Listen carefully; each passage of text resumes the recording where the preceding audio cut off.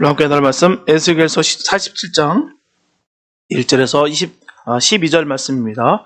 에스겔서 47장 1절에서 12절 말씀입니다.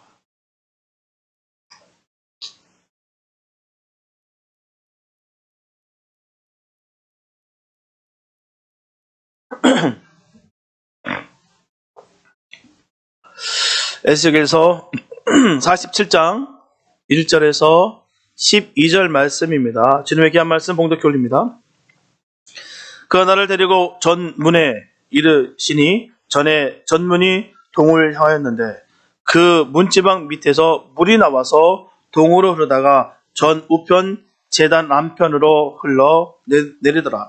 그가 또 나를 데리고 북문으로 나가서 바깥 길로 말미암아 꺾여 동향한 바깥문에 이르시기로 본즉 물이 그 우편에서 스미어 나오더라. 그 사람이 손에 줄을 잡고 동으로 나아가며 일천척을 청량한 후에 나로 그 물을 건너게 하시니 물이 발목에 오르더니 다시 일천척을 청량하고 나로 물을 건너게 하시니 물이 무릎에 오르고 다시 일천척을 청량하고 나로 물을 건너게 하시니 물이 허리에 오르고 다시 일천척을 청량하시니 물이 내게 건너지 못할 강이 된지라. 그 물이 창이라여 헤엄할 물이요 사람이 능히 건너지 못할 강이더라. 그가 내게 이르시되 인자야 내가 이것을 보았느냐 하시고 나를 인도하여 강가로 돌아가게 하시기로 내가 돌아간즉 강 좌우편에 나무가 심이 많더라. 그가 내게 이르시되 이 물이 동방으로 향하여 흘러 아라바로 내려가서 바다에 이르리니 이 흘러내리는 물로 그 바다의 물이 소성함을 얻을지라. 이 강물이 이르는 곳마다 번성하는 모든 생물이 살고 또 고기가 심히 많으리니 이 물이 흘러들어가므로 바닷물이 소성함을 얻겠고 이 강이 이르는 각처에 모든 것이 살 것이며 또 이 강가에 어부가 설 것이니 엔게디에서부터 에네글라임까지 금을 치는 곳이 될 것이라. 그 고기가 각기 종류를 따라 큰 바다의 고기같이 심히 많으려니와 그 진펄과 개펄은 소생되지 못하고 소금 땅이 될 것이며 강 좌우가에는 각종 먹을 실과나무가 자라서 그 잎이 시들지 아니하며 실과가 끊치지 아니하고 달마다 새 실과를 맺으리니 그 물이 성소로 말미암아 나옴이라. 그 실과는 먹을 만하고 그 잎사귀는 약 재료가 되리라. 네. 우리 영화 타이타닉이랑 아바타라는 영화가 있습니다. 그 영화를 만든 그 유명한 영화 감독 제임스 카메론은 내셔널 지오그래픽과 함께 7년에 걸쳐서 설계와 제작 끝에 세계에서 가장 깊은 마리아나 해구를 탐험했습니다. 그것은 바로 딥시 챌린지라는 프로젝트였어요. 북태평양 북마리아나 제도의 동쪽에 위치한 마리아나 해구는 태평양판이 또 필리핀판과 딱 부딪혀서 태평양판이 밑으로 들어가면서 생성된 곳으로 지구 최심부와 가장 가까운 미제세계라고 합니다. 가장 깊은 곳이에요. 그 심의 깊이는 얼마나 깊던지요. 에베레스트 산이 거꾸로 세운 뒤에 그 위에다가 엠파이어 스테이트 빌딩 4개를 쌓아 올린다 할지라도 해수면에 닿지 않을 만큼 그 정도로 깊습니다. 어마어마한 깊이에요. 그래서 그 깊은 바다로 들어갈 때 그 잠수정이 조금이라도 균열이라도 생긴다면 50만 분의 1초 안에 가루가 되어버릴 정도로, 그냥 1초가 아닙니다. 50만 분의 1초 안에 가루가 되어버릴 정도로 압력이 엄청납니다. 아무나 그 해저로 들어갈 수가 없어요. 그리고 그것을 탐사하면서 채취한 그 샘플에서 68종의 새로운 해저 생물이 발견됐는데요. 새우처럼 생긴 한 단강류에는 알츠하이머병의 시험의약품에서 사용되는 그 복합물을 생산할 수 있는 것으로 밝혀졌어요. 너무나도 대단한 경이로운 발견이 아닐 수가 없습니다. 하지만 여기서 주목되는 것은요, 그 깊은 심에 아무나 갈 수 없는 그 물고기조차도 그곳에 함부로 들어갈 수 없는 그 깊이에, 그 바닥에서도 쓰레기들이 있다는 거예요. 그 쓰레기들이 많다는 사실이 발견됐다는 사실입니다. 결국 그 넓고 깊은 바다지만 그곳에서도 쓰레기가 문제였고요. 그로 인해서 자연이 훼손되고 있었다라는 것입니다. 이렇게 사람의 손길이 닿지 않는 깊은 바다도 병들어가고 있으니 지구촌 곳곳에서 많은 문제들이 발생하고 있는 것은 너무나도 자연스러운 일일 것입니다. 예상하지 못했던 일이 일어나고 있어요. 세계가 예방할 수 없는 재난에 허덕이고 있어요. 강물이 오염되고요.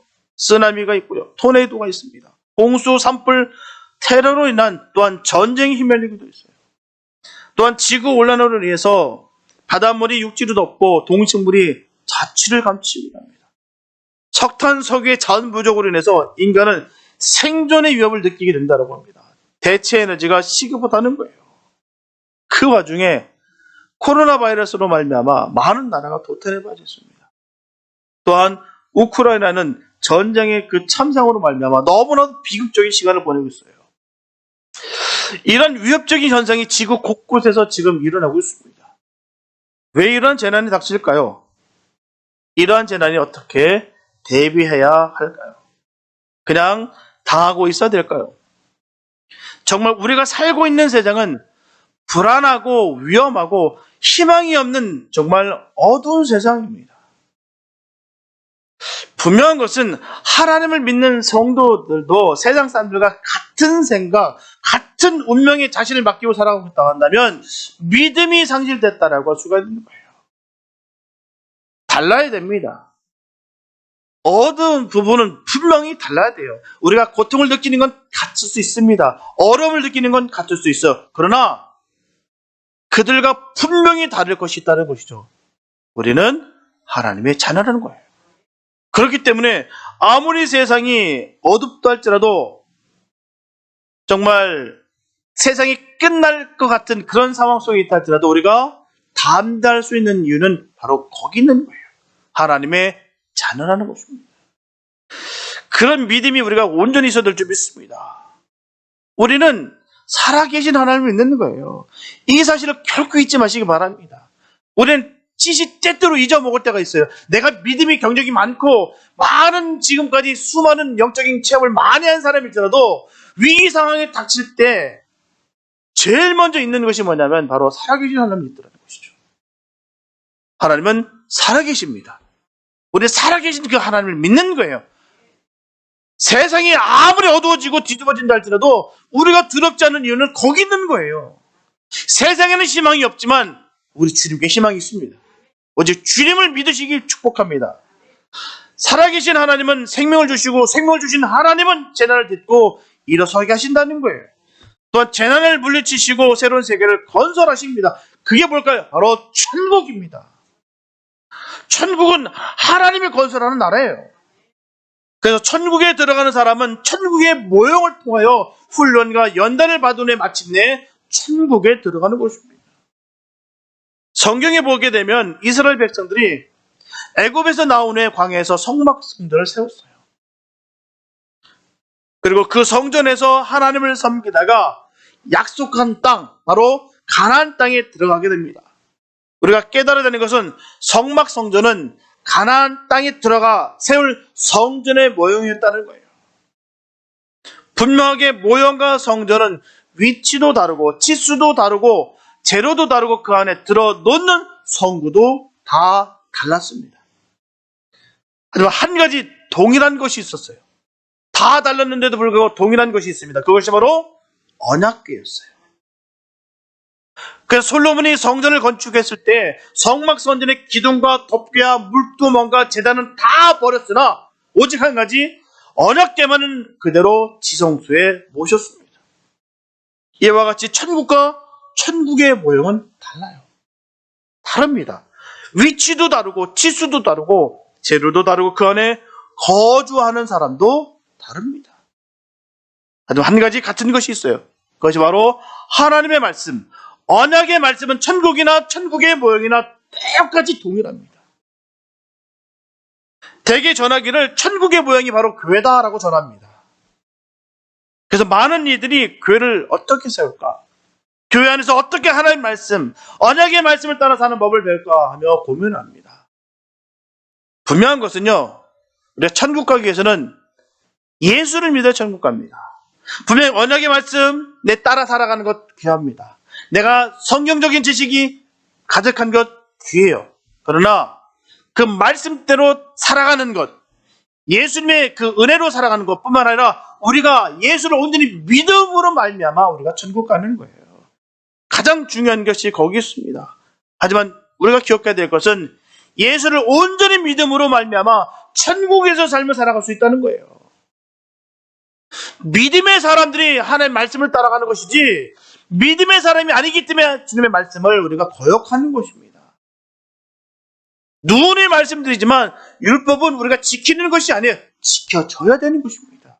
누구의 강요에 의해서 누가 보기 때문에 억지로가 아니라 하나님의 말씀 하나하나가 너무 귀하기 때문에 그 말씀대로 살아가는 것, 그걸 지켜내는 것, 이것이 바로 믿음이라는 거예요. 우리가 반드시 이거 잊지 말아야 될 점이 있습니다. 그래서 어떤 교회가 참 하나님의 교회인가, 교회를 어떻게 선택할까 참으로 중요한 문제입니다. 옛날에는요 참 쉬웠어요. 십자가만 세운 교회를 찾아가면 신앙생활 잘할 수 있었습니다. 문제될 게 없어요. 행여나 성경만 들고 가는 사람만 따라가면 바른 교회를 찾을 수가 있었습니다. 지금은 어떻습니까? 참 하나님의 교회를 찾기가 너무나도 힘들어졌어요. 우리가 너무나 잘 아시다시피 위장한 이단들이 너무나도 많아요. 십자가를 또 버젓이 달고 있고요. 명패도 그대로 달고 있습니다. 아니 성경책도 그대로 우리랑 같이 있는 걸 보고 있다니까요. 너무나도 요즘은 무서운 세상을 우리가 살아가고 있습니다. 너무나 위장되고 포장됐어요. 아닌 척하면서 결국은 끝은 이단의 모습과 교리가 꽉 차 있다는 것이죠. 우리 예전에 말씀을 드리려고 얼마나 사모했습니까? 각 집회에 찾아다니면서 부흥이 한번 올 때마다 정말 그 시간을 정말 기도하면서 준비하면서 그렇게 찾아다니면서 말씀 받으려고 또한 은혜 받으려고 얼마나 우리가 발버둥 쳤는지 몰라요. 저 어릴 때만 해도 그랬어요. 그러나 지금은요 그렇지 않습니다. 스타 목사가 와도 안 가요. 뿐만 아니라 지금 유튜브가 너무너무 성행돼서 다 거기에 시선이 고정되어 있습니다. 문제는요 그 안에서 진리의 말씀을 전하는 말씀을 들어야 되는데 엉뚱한 말씀도 아니고 엉뚱한 말을 듣고서 사람들이 교란에 빠질 때가 있다는 것이죠. 어떤 분이 저한테 얘기해요. 어떤 그 설교 말씀 듣고 은혜 받았다고 얘기해요. 근데 그 사람이 교리적으로 정말 잘못된 사람인데도 불구하고 답답할 때 참 많습니다. 설명할 길이 없어요. 설명해도 알지 못합니다. 그래서 점검해야 되는 것은요. 그래서 어떤 교회가 천국의 모형인 교회인가 우리가 늘 고민하고 기도해야 될 줄 믿습니다. 가장 중요한 것은요. 천국의 모형 교회를 찾아만 다닐 것이 아니라 천국의 모형이 될 교회를 바로 세워야 되는 것입니다. 우리가 살아가야 될 방법, 우리가 살 수 있는 길은 거기 있는 거예요. 우리 교회가 정말 살아있는 교회가 되는 것. 그게 중요한 것입니다. 목사는요. 설교하기 위해서, 말씀을 증거하기 위해서 정말 생명을 걸고 해야 되고요. 왜? 잘못된 양식, 잘못된 말씀을 증거함으로 말미암아 양들이 잘못 병들 수 있기 때문에 정말 눈물로 기도하며 말씀을 준비해야 된다는 사실입니다. 또한 성도들은 그 말씀을 제대로 먹고 소화해서 하나님의 진리의 말씀대로 살아가는 것. 내가 보이기 위해서, 남들에서 자랑하기 위해서 내가 그 말씀을 따라가는 것이 아니라 정말 주님을 너무 사모하는 마음으로 너무나 귀하기 때문에 그 말씀을 지켜내는 것. 이것이 바로 천국의 모형될 교회인 것입니다. 우리 그런 교회를 세워야 돼요.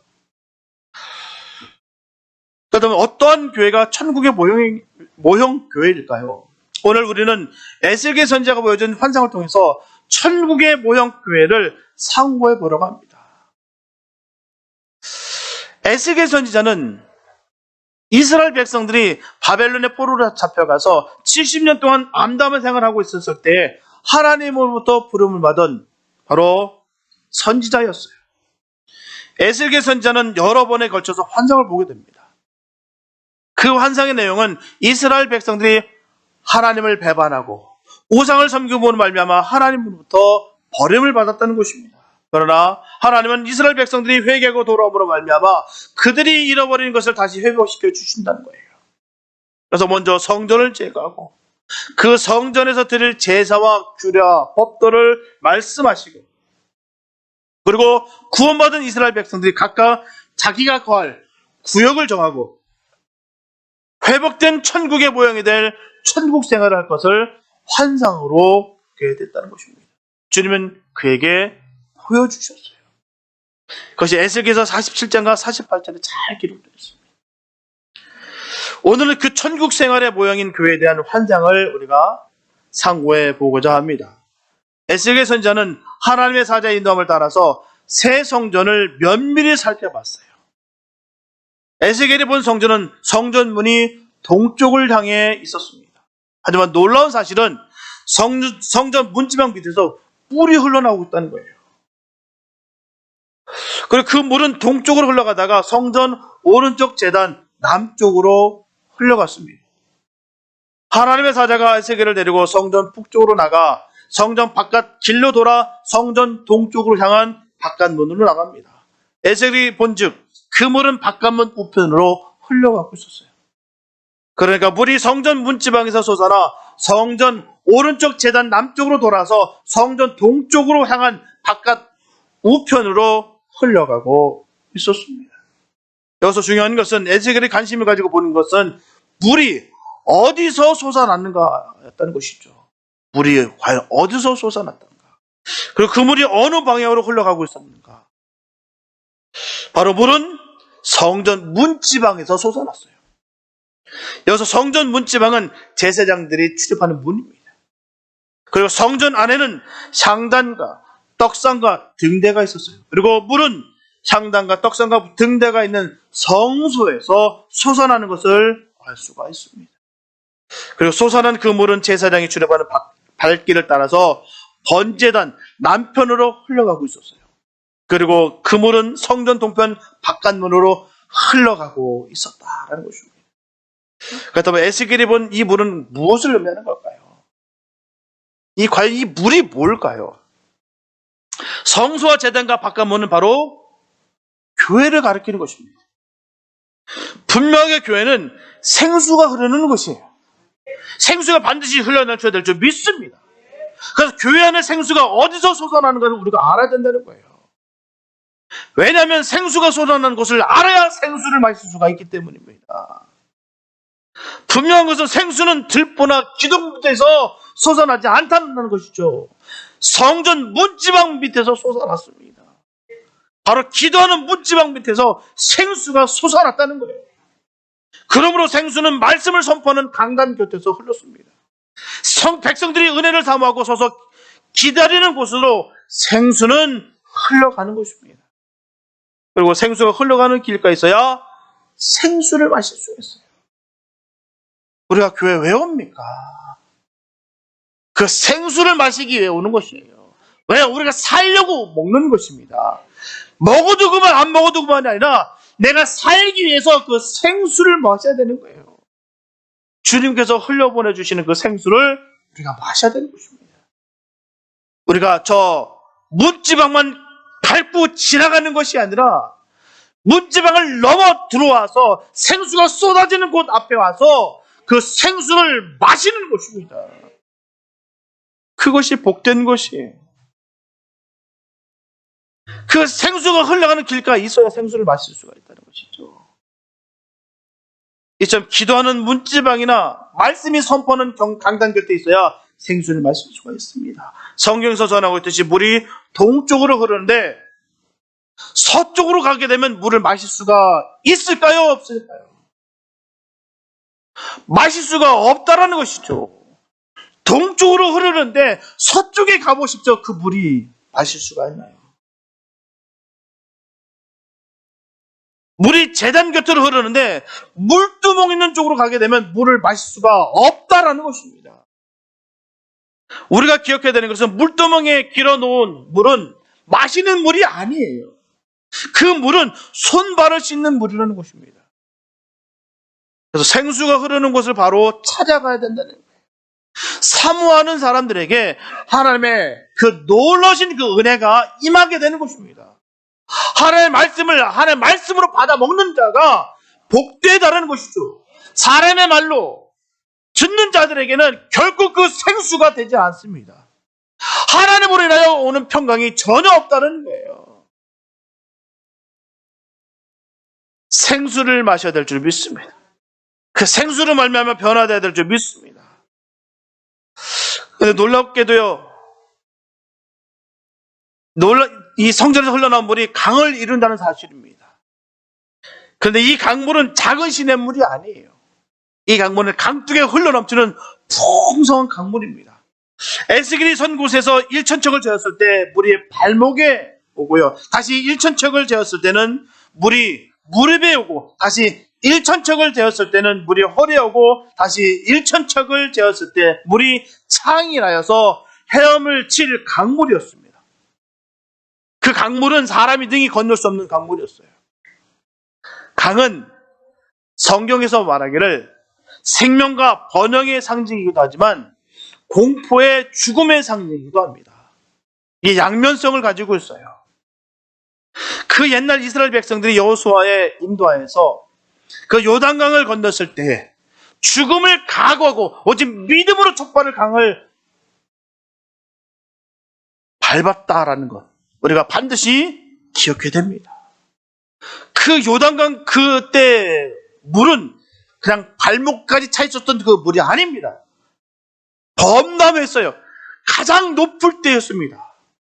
그런데도 불구하고 하나님의 명령에 따라서 그들은 그 발을 요단강에 내딛었습니다. 에스겔도 마찬가지예요. 우선 발목부터 하나님의 명령에 따라서 그 강에 발을 집어 넣었다는 것이에요. 기독교 신앙은 이와 같이 생명을 건 결단과 순종을 반드시 요구한다는 것입니다. 그냥 우리가 믿음 생활하는 것이 아니에요. 내가 믿음 좋다, 내가 신앙 경력이 많다, 내가 영적인 체험을 많이 했다라고 우리가 그걸 갖고 우리가 신앙을 좋다 나쁘다 얘기할 수 있는 것이 아닙니다. 내가 주님으로 인하여 발을 디딜 수 있느냐 없느냐는 거예요. 믿음의 결단이 있느냐, 내가 순종하느냐, 거기 있는 거예요. 믿음의 사람들은요, 뒤도 돌아보지 않습니다. 주님 명령하시면 가게 돼 있습니다. 그게 믿음의 사람들이에요. 철저하게 자기 자신을 돌아볼 수 있는 복된 눈이 있게 되기를 축복합니다. 다른 사람을 볼 필요 없어요. 내가 정말 주님의 말씀이라면, 주님이 가라면 내가 갈 것이고 멈추라면 내가 멈출 것인가, 거기 있는 거예요. 신앙에는요, 정상이 없습니다. 끝없이 전진하는 거예요. 끝없이 나아가는 것입니다. 이 정도면 됐다라고 여기는 그 순간 넘어지게 돼 있습니다. 어느 누구일지라도 마찬가지예요. 어느 누구도 마찬가지예요. 이 정도만 됐다라고 여기는 순간 넘어지게 됐다는 거예요. 또 우리가 저 천성을 향해 가기까지 수많은 환난과 시련과 장애물이 있다는 거예요. 꼭 기억하시기 바랍니다. 내가 왜 이렇게 힘들까? 정말 예수님 한번 제대로 한번 믿어보고 싶은데, 정말 너무너무 사랑하는데 왜 나에게 이런 일들이 다 이렇게 벌어질까? 틀림없는 사실은요, 주님을 사랑하는 만큼, 내가 믿음의 결단한 만큼 수많은 은혜의 장애물들이 보이게 되어 있습니다. 우리는 은혜의 장애물을 보는 거 아니에요. 은혜 받기도 바쁩니다. 왜 주변을 봅니까? 왜 사람을 봐요? 주님을 바라봐야죠. 주님을 바라보고 달려가야 되는데 왜 자꾸 사람을 볼까요? 그게 은혜의 장애물인 거예요. 정말 믿음의 사람들은요, 그런 것들이 봐도가 안 됩니다. 주님만 바라보기 때문이죠. 주님이 내 앞에 있는데 뭐가 내 눈에 바도가 되며 내 마음에 움직이며 왜 수많은 시험이 나게 발목을 잡을 수 있겠냐 말이죠. 정말 주님의 사람이라면, 주님만 초점을 맞춘다면 거칠 곳이 없습니다. 그래서 히브리서 10장 38절과 39절에서 분명히 전하고 있듯이 뒤로 물러나면 내 마음이 저를 기뻐하지 아니하리라. 우리는 뒤로 물러나 침륜에 빠질 자가 아니요 오직 영혼을 구원함에 이르는 믿음을 가진 자니라. 이런 믿음이 있게 되시길 축복합니다. 앞만 바라보고 달려가시길 축복합니다. 내가 주변을 살피고 뒤를 돌아보는 순간 믿음에서 꺾이게 되고 넘어지게 되어 있습니다. 지금까지 내가 잘해왔으니까 잘할 것이다. 그런 내 스스로 착각하지 마시고 앞만 바라보시고 주님만 바라보시고 달려가시길 축복합니다. 그래야 이길 수 있는 거예요. 우리 뒤로 물러나면 내 마음이 저를 기뻐하지 아니하리라. 분명히 전하고 있습니다. 우리는 뒤로 물러나 침륜에 빠질 자가 아니라는 거예요. 오직 영혼을 구원함에 이르는 믿음을 가진 자라는 것입니다. 그런 믿음이 있게 되시길 축복합니다. 오늘 본문에 보게 되면 에스겔이 더 나가다 보니 도저히 인간의 힘으로는 던질 수 없는 깊이까지 도달했다고 했어요. 그리고 하나님께서 이와 같은 체험을 보았느냐라고 물으셨다고 했어요. 어떤 신학자는 전합니다. 기독교 신앙은 바다에서 헤엄치는 것과 같다. 이 말이 뭘까요? 이제 성된 노력과 힘으로 하나님과 교제를 하고 죄악을 물리치며 사명을 감당하는 것이 아님을 의미하는 거예요. 사람의 노력과 애씀으로 되는 것이 아니라 하나님께서 힘 주시고 능을 주셔야 될 수 있다는 사실을 분명히 전하고 있는 것입니다. 왜냐하면요, 사람이 바다에서 헤엄칠 수 있는 것은요, 그 기술 때문이 아니라 그 바닷물 자체가 사람을 뜨게 해주는 원리와 힘이 있기에 수용이 가능한 것입니다. 이 말을 전하는 거예요. 이처럼 성도들은 그리스도의 구속의 은혜를 떠나서는 아무것도 할 수 없는 존재임을 날이 갈수록 절감하게 될 것입니다. 정말 믿음의 사람들을 한번 들어보십시오. 내가 은혜를 받으면 받을수록, 내가 신앙의 경력이 쌓이면 쌓일수록 온전한 길로 가시는 분들의 말씀을 한번 들어보십시오. 더 부족함을 느끼고 정말 나 같은 죄인을 살려주신 것에 감사가 넘칩니다. 더 겸손하고요. 틀림없어요. 조금 맛본 사람이 그때부터 교만해지기 시작합니다. 조금 아니까, 더 자랑하고 싶으니까. 정말 세상적으로도 정말 진정한 대가는요, 자랑하지 않습니다. 그 진가를 알기 때문에 함부로 얘기하지 않아요. 우리는 날마다 주님의 그 구속의 은혜를 늘 통감하시면서 기뻐하시고 감사가 넘치고 은혜가 넘치기를 축복합니다. 이게 복된 것이에요. 주님으로 해서 이 은혜를 누릴 수 있다는 것이 얼마나 감사한지 모릅니다. 이걸 잃어버리기 때문에 점점 교만해지고 마음이 딱딱해지고 거칠어지는 거예요. 정말 믿음의 사람은 안 그렇습니다. 그 영혼을 바라볼 때마다 안타깝고, 그 과정이 너무 구구절절 그 모든 것을 다 알고 있기 때문에 함부로 얘기하지 않습니다. 오직 생명의 성령의 법에 나의 영혼과 삶을 맡길 때 우리는 하나님의 나라로 등이 헤엄쳐갈 수 있는 거예요. 분명하게 교회는 사랑의 물결이 흘러넘치고 은혜의 물결이 흘러넘치고 성령의 물결이 흘러넘치는 곳이 되들 줄 믿습니다. 우리 교회가 그랬으면 참 좋겠어요. 사랑이 넘치고요, 은혜가 넘치고 성령의 물결이 넘쳐들 줄 믿습니다. 그래서 교회가 은혜의 강물, 사랑의 강물, 성령의 강물이 넘치려고 한다면 기쁜 대로 나아가야 되는 거예요. 주님께로 나아가시기 바랍니다. 주님께로 나가지 못하다 보니까 자꾸 내 안에 은혜는 사라지고 사랑도 사라지고 성령이 소멸되고, 그러다 보니 서로 거칠어지고 딱딱해지고 상처 주고 아픔 주고 고통을 서로 나눈다는 사실입니다. 주님께로 나아가시기 바랍니다. 발목에 오는 물로는 안 됩니다. 무릎에 오는 물로도 안 돼요. 허리에 오는 물로도 안 됩니다. 반드시 헤엄칠 수 있는 물이 되들 줄 믿습니다. 우리 교회 모든 성도들이 헤엄치기에 넉넉한 축복의 강물이 흘러넘치기를 축복합니다. 천국이 없을 만한 것들 제거하세요. 눈을 말씀드리지 않습니까? 여기는 천국의 모형이라고 눈을 전하고 있습니다. 우리가 완벽할 수는 없으나 우리가 반드시 기억해야 됩니다. 천국이 없을 만한 것들 계속 제거해야 됩니다. 천국에 시기 질투가 있으면 그 천국입니까? 미움 다툼이 있으면 거기에 천국이에요. 왜 천국에 들어가서만 왜 그걸 누리려고 하십니까? 지금부터 누리셔야죠. 서로 미워하고 서로 반목하고 서로 높은 곳에 앉으려고 하다 보니까 결국 그 안에 경쟁이 있고 미움이 있고 싸움이 있고 분쟁이 있는 거예요. 은혜로 꽉 차보십시오. 사랑으로 꽉 차보십시오. 성령으로 꽉 충만해 보십시오. 그런 게 안 보여요. 그러거나 말거나요. 미대 고백 중 전 그때 참 은혜 받은 말씀 하나 있어요. 어쩌라고. 그때 전 되게 은혜 받았어요. 우리가 주일 하는데 어쩌라고. 주님이 하실 텐데 우리가 하십니까? 주님이 하시는데 어쩌라고요. 은혜 장애물을 걷어내는 것이 너무나도 중요합니다. 내가 자꾸 걸리는 것, 바더되는 것 철저하게 끊어버리십시오. 그게 나를 살리는 게 아니라 날 죽이는 거예요. 어쩌라고. 난 주님 사랑하는데. 나 주님만 바라보는데 어쩌라고.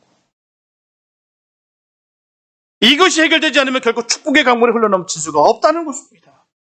자꾸 내 마음에 분노가 터지고 내 마음속에 자꾸 미움이 생기고 내 마음속에 자꾸 사람이 생겼는데 어떻게 그 안에 예수의 정신이 있으며 어찌 성령의 충만함이 나올 수가 있겠냐 말이죠.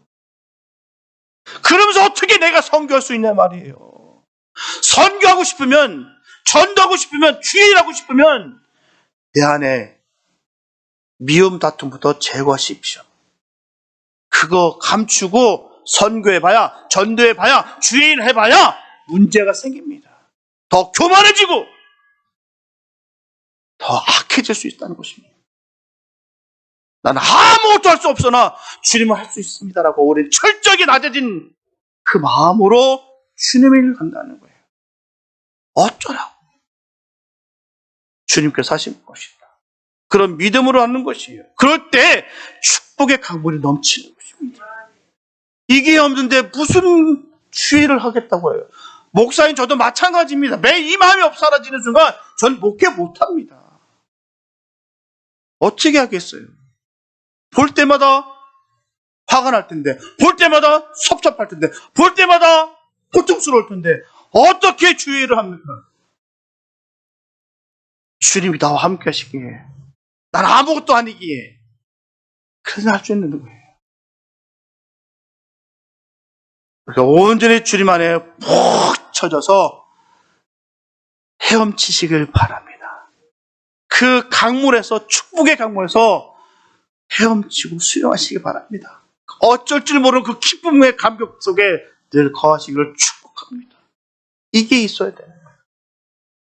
또 한 가지 놀라운 사실은 이 강물이 흘러가는 곳마다 바닷물이 소송하는 기적이 나타났어요. 그렇다면 무엇으로 그 많은 바닷물을 소송시킬 수가 있을까요? 수년 동안 쌓인 오물이 사라지고 수질이 깨끗한 물로 바뀌었어요. 이것은 사람의 힘으로 할 수 있는 일이 아닙니다. 절대로 오염된 바닷물을 약물로 깨끗게 할 수가 없어요. 또한 수건으로 닦아도 될 일이 아닙니다. 근데 성전에서 흘러나온 물이 들어가는 곳마다 소성함을 얻었어요. 팔레스타인에는 2개의 호수가 있습니다. 이스라엘에는 2개의 호수가 있어요. 유명한 호수가. 다 아시다시피 갈릴리 호수와 사해 호수입니다. 갈릴리 호수의 물이 요단강을 통해서 사해로 다 들어가게 됩니다. 분명하게 갈릴리 호수에는 어족이 풍부해요. 그래서 어부들이 고기를 잡습니다. 하지만 물이 들어가기만 하고 나가지 않는 그 사해에서는 물고기라고는 찾아볼 수가 없습니다. 어떤 미생물도 살아갈 수가 없어요. 완전히 그렇기 때문에 죽은 바다, 사해라는 거예요. 분명한 것은 받기만 하고 주지 않는 교회는 사해와 같은 꼴이 될 것입니다. 복을 받되 나눠주지 않고 쌓기만 하는 재물도 사해와 같이 된다는 거예요. 그런데 사해와 같은 호수에 성전에서 흘러오는 강물이 들어가면 소송된다고 하는 것이 그런 기적이 아닐 수가 없다는 것입니다. 분명한 사실은 고이면 썩기는, 고이기만 하면 썩게 되는 거예요. 교회도 마찬가지입니다. 멈춰 서면 금방 상하게 되어 있습니다. 그래서 끊임없이 움직이는 교회가 되어야 되는 거예요. 내가 살기 위해서 내가 사역하고, 내가 살기 위해서 주를 위해서 봉사하고, 내가 살기 위해서 헌신하는 것입니다. 남에게 보이기 위해서, 남에게 드러나기 위해서 하는 것이 아니에요. 그렇게 하는 것이라면 잘못된 것입니다.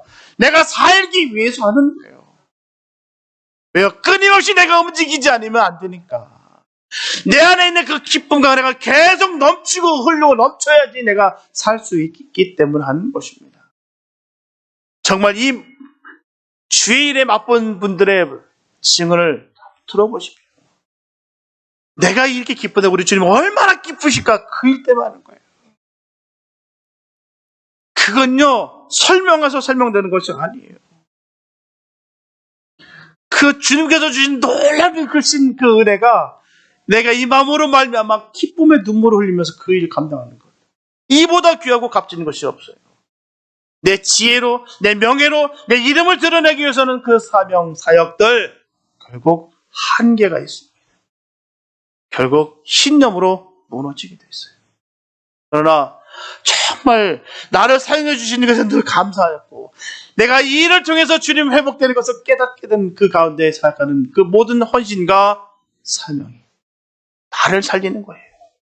우리를 살리는 것입니다.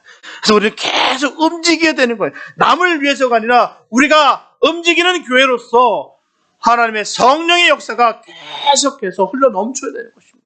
이게 살아가는 거예요. 본문 8절에 보게 되면 이 흘러내리는 물로 그 바다의 물이 소성함을 얻을지라고 했어요. 즉 성전으로 상징된 예수 그리스도의 죽음으로 발원하기 시작한 복음의 생수의 강이 온 세상을 살림을 의미하는 것입니다. 본문 9절에 보게 되면 이 물이 흘러 들어가므로 바닷물이 소성함을 얻겠고 이 강이 흐르는 각처의 모든 것이 살 것이며 이는 복음을 접하는 모든 사람에게 영생을 얻는 생명의 역사가 일어날 것을 말씀하시는 거예요. 분명한 것은 예루살렘 성전은 시온산 위에 세워졌습니다. 분명히 성소는 성전 안에 있습니다.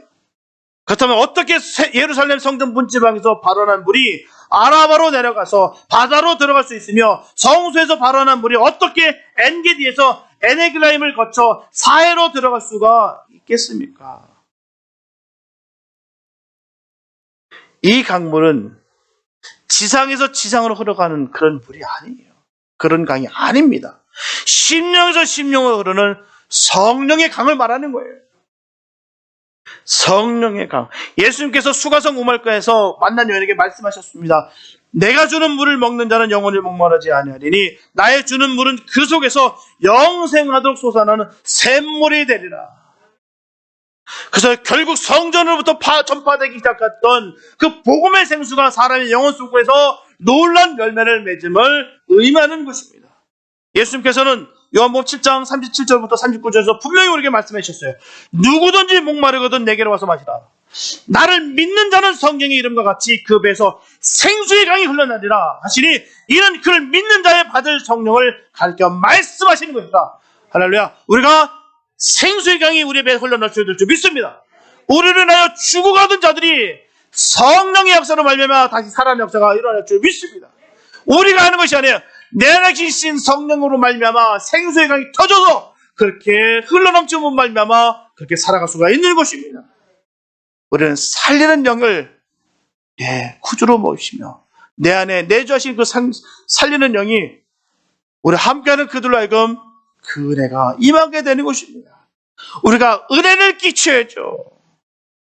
내가 분쟁을 끼치고 악을 끼치고 족을 끼치는 건 어떻게 되겠습니까? 성도가 말이에요. 선으로, 사랑으로, 은혜로, 성령의 역사로 우리 삶 가운데 흘러넘칠 줄 있습니다. 우리가 그렇게 해야지 되는 거예요. 그렇게 해야지 우리가 살아갈 수가 있습니다.